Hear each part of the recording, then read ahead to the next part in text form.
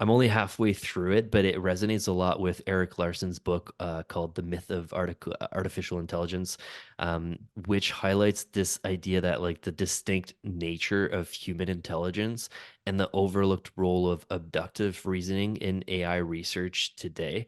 And you talked a bit about this at the start of the show with like the baseball analogy potentially with this here. So I'm curious to learn about that, but like it's probably just a matter of time until research evolves from deductive and inductive inference to embracing abductive inference and enabling this potential form of reasoning, the kind of intuitive problem solving that could potentially be positioned to replace the uniquely human experience of like that eureka moment that you talked about. Like how can we maintain this uniquely human aspect of creativity and intuition in the face of like advancing AI tech in the next couple of years?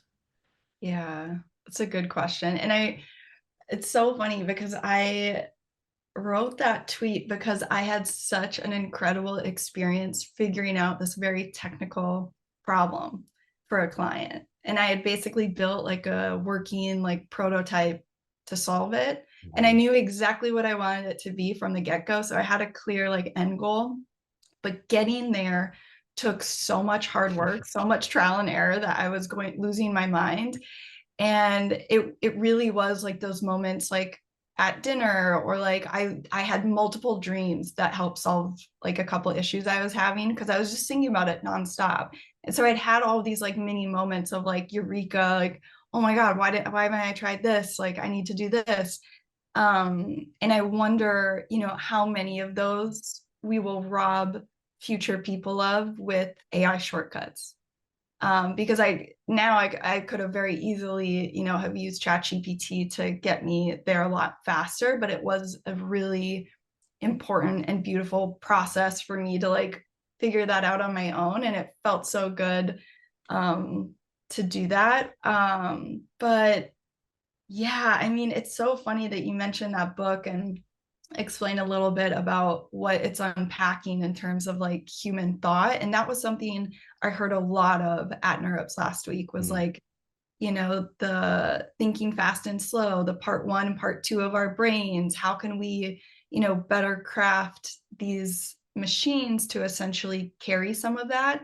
And there's some really fascinating um, research right now on that, right? Like we know that if we tell a model, large language model, to like take time to go through the steps itself to find the conclusion to a problem, it tends to do better. Like mm, asking it to like pause and quote unquote think, right? It's not really thinking, but to give it time does lead to better results. mm. And something that Andrew Ng actually said that I thought was so clever was when you're struggling to get a model to do a particular thing, write out your prompt and give it to a human, right? Like, does it even make sense to a person? And Mm, oftentimes we aren't clear enough, right? We aren't, explicitly stating what it is that we're trying to get a model to do.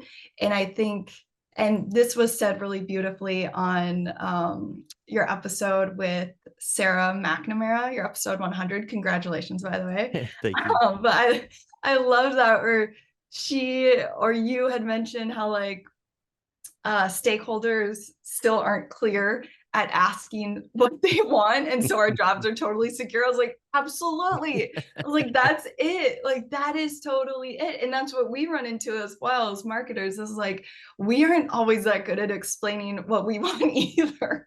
And so figuring out how to like really kind of clarify that and streamline it will be good. And again, like this technology really elevates when we start connecting it to other functionality. Hmm. Oftentimes, when we're talking about it today in 2023, it's just the large language models. But when connected to different systems or models that already do things really well in a deterministic like manner versus probabilistic, we can come up with some really, really powerful solutions. But unfortunately, it will be so expensive that I worry that a lot of these capabilities will remain in the hands of the tech giants for Yeah. now.